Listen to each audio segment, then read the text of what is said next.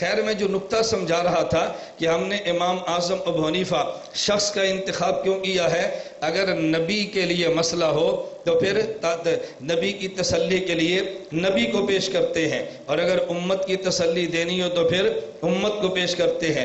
امام صاحب کا خدا نے انتخاب کیا، یہ کوفہ سنگم پہ واقع ہے، ادھر عرب ہیں ادھر عجم ہے، تو بعض لوگ قرآن پڑھتے ہیں استعمال غلط کرتے ہیں۔ میں اس پہ مثال دینے لگا تھا، صدیق اکبر کا دور آیا، کہا جی ہم مانعین زکوٰۃ ہیں، زکوٰۃ تو مانتے ہیں تجھے نہیں دیں گے۔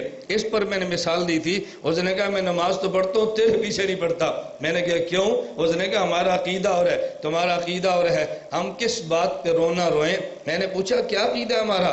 اس نے کہا تمہارا عقیدہ یہ ہے انبیاء قبروں میں زندہ نہیں ہے، تمہارا عقیدہ یہ ہے انبیاء کی قبر پہ صلاۃ و سلام پڑھو تو نہیں سنتے، ہمارا تمہارا اختلاف ہے۔ میں نے اسے نیٹ آن کیا، اپنا بیان کھول دیا، میرا بیان وہ لاہور تحفظ سنت کانفرنس کا تھا۔ میں نے کہا دیکھو ہم کہہ رہے ہیں انبیاء قبروں میں زندہ ہیں، قبر میں نماز پڑھتے ہیں، قبر پہ صلاۃ و سلام پڑھو تو سنتے ہیں، دور سے پڑھو ملائکہ پہنچاتے ہیں۔ اگر یہ عقیدہ نہیں ہے تو وہ دیوبندی نہیں، دیوبندیت کے ماتھے پر بدنما داغ ہے۔ اس نے کہا مجھے اب پتا چلا تمہارا یہ عقیدہ ہے۔ میں نے کہا جو دیوبندیت میں گھسے ہیں نا انہوں نے دیوبندیت کو بدنام کیا ہے۔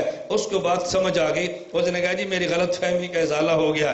ایک ہے نماز کا انکار، ایک ہے فلاں کے پیچھے نماز کا انکار، ایک ہے زکوٰۃ نہیں دیتے، ایک ہے تجھے نہیں دیتے۔ انہوں نے ابو بکر صدیق سے کہا ہم زکوٰۃ تو دیتے ہیں تمہیں نہیں دیتے۔ صدیق اکبر نے کہا وجہ؟ انہوں نے کہا ہمارے پاس قرآن موجود ہے، ہم تمہیں زکوٰۃ نہیں دے سکتے۔ اب دلیل دیکھو، کہتے ہیں قرآن کریم میں ہے خذ من اموالہم صدقہ، اے نبی آپ امت سے زکوٰۃ لیں، ان کے مالوں کو پاک کریں۔ انہوں نے کہا حکم نبی کو ہے، نبی امت سے زکوٰۃ لے۔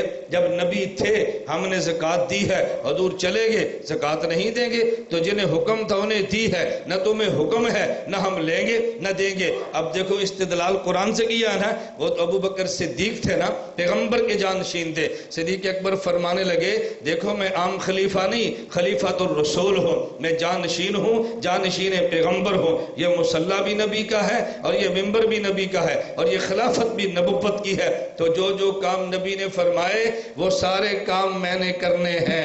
اگر نماز میں نے پڑھانی ہے، اگر نماز میں نے پڑھانی، نکاح میں نے پڑھانے، جہاد میں نے کرانا ہے، خطبہ میں نے دینا ہے، تو پھر یاد رکھو تم سے زکوٰۃ بھی میں نے لینی ہے۔ اور میں تمہیں پہلے دلیل سے سمجھا رہا ہوں، اگر تم باز نہ آئے لو منعونی اقالا لیؤدونہ الی رسول اللہ، جو رسی زکوٰۃ کی تم نبی کو دیتے تھے اگر تم نے مجھے نہ دی لاقتلہم، میں تمہاری گردنیں اڑا کے رکھ دوں گا۔